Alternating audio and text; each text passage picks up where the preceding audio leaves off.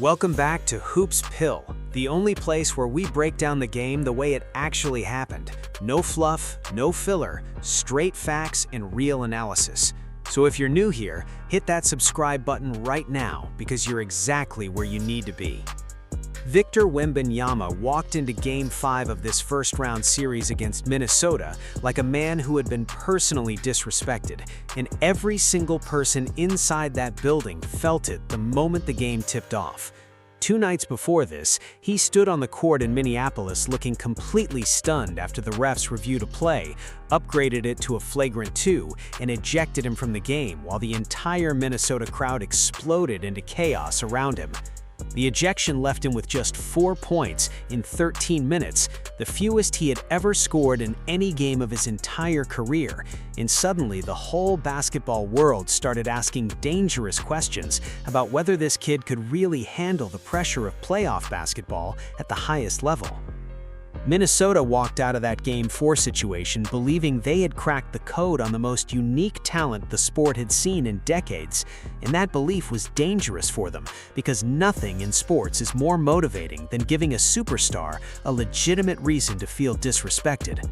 The Timberwolves won 114-109 that night, tied the series at 2 games apiece, and spent the next 48 hours convincing themselves they had discovered a real vulnerability in the kid from France. They thought the physical style worked, the constant grabbing worked, the jersey pulling worked, the elbows worked, and all they had to do was bring that same exact energy into Game 5, and the series would shift completely in their favor. The very first quarter of Game 5 destroyed every single thing Minnesota thought they had figured out, and it happened so fast that there was no time to adjust, no time to recalibrate, no moment to breathe and reset the game plan. 18 points in the first 12 minutes alone, 6 for 8 from the field, 2 of 3 from deep, attacking from absolutely everywhere on the floor like he had stored up every single emotion from the past 48 hours and converted it directly into basketball energy. Before Minnesota could even process what was happening, before Chris Finch could make a single adjustment on the sideline, the entire so-called formula that the Wolves spent 2 days building was already falling apart in real time, right in front of everybody watching. What made those 18 first-quarter points so terrifying for Minnesota was not just the volume of the scoring, but the way he scored every single bucket, attacking with purpose and intent on each possession, like he had predetermined the exact outcome before the ball was ever inbounded. He did not wait for the game to come to himself. He did not settle into a rhythm gradually the way most players do when they carry heavy emotional weight into a game. He came out from the very first possession looking like a player who had made a decision somewhere between Minneapolis and San Antonio that this game was going to look completely different from Game 4, and then he backed that decision up with every shot, every drive, every rebound he grabbed in those first 12 minutes. The scariest number from this entire performance was not the 27 points he finished with, and it was not the 17 rebounds that had Minnesota's bigs looking completely overmatched on every trip down the floor. It was a single digit buried in the box score that most casual fans would scroll right past without even noticing. 1 personal foul in 33 minutes. Minnesota spent the entire night doing the exact same things that got him ejected 2 nights earlier. Constant grabbing in the post, hitting him in transition, trash-talking after every possession, and after 33 minutes of that sustained physical and mental warfare, he finished with 1 personal foul, and that number tells you everything you need to know about what kind of player he actually is when everything is on the line. The moment that truly defined this game and this performance happened about midway through the contest when Naz Reid shoved him in the back during a free throw sequence and picked up a technical foul. And that moment mattered more than any dunk or highlight play from the entire night because it was essentially the same exact type of physical provocation that triggered the Game 4 ejection. Same team, same message, same deliberate attempt to push him past his limit and see if the emotional reaction would come back again. Minnesota wanted to know if Game 4 was the beginning of a pattern or just one isolated moment, and they got their answer immediately. He stepped to the line without a word, knocked down the free throw calmly, turned around and went right back to work like nothing had happened at all.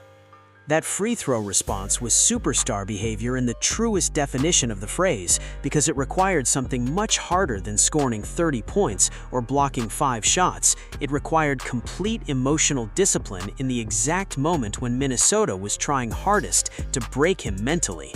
No yelling, no turning to stare down Reed, no dramatic reaction for the cameras, just quiet, calm, ruthless professionalism from a 22-year-old in his first real playoff series against a veteran team specifically designed to make moments like that feel impossible to navigate with composure. The message he sent in that single moment without saying a single word was more powerful than anything he could have said in a post-game press conference, and every player on the Minnesota roster heard it clearly.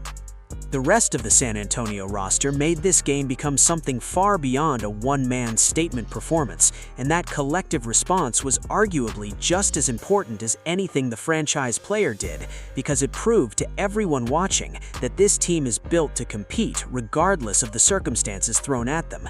Keldon Johnson came off the bench and dropped 21 points on 8 of 11 shooting, attacking the basket relentlessly like a player completely unbothered by the magnitude of the moment. He is not a name that dominates basketball conversations at the national level, but he played like someone who understood exactly what this game meant and refused to let the opportunity pass him by without leaving a mark on it.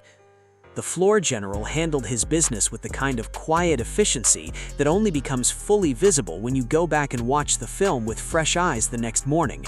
18 points, 5 assists, no forced shots, no moments where he tried to manufacture something that wasn't there, just steady, intelligent basketball from a player who completely understood the assignment and executed it without any unnecessary drama attached. Then there was the young wing who keeps adding layers to his game with every single game of this series. 17 points on 8 of 11 shooting with 6 assists, while playing with the kind of fearlessness that veterans spend years trying to develop. And the rookie who put up 12 points and 10 rebounds in 25 minutes while making plays that genuinely don't look like any first-year player should be capable of producing. The statistic that truly exposed what happened to Minnesota's defensive identity in this game was not anything attached to the star player. It was the paint scoring breakdown that laid bare how completely the Timberwolves' entire defensive philosophy collapsed over the course of 48 minutes. San Antonio scored 68 points in the paint, while Minnesota managed 36, and that gap represents so much more than a simple numerical difference, because the Timberwolves built their entire defensive reputation around protecting the interior of the floor. Rudy Gobert is a 4-time Defensive Player of the Year and one of the premier rim protectors in the history of the sport, and San Antonio went into his building and scored 68 points in the paint against him and everything his team threw at them.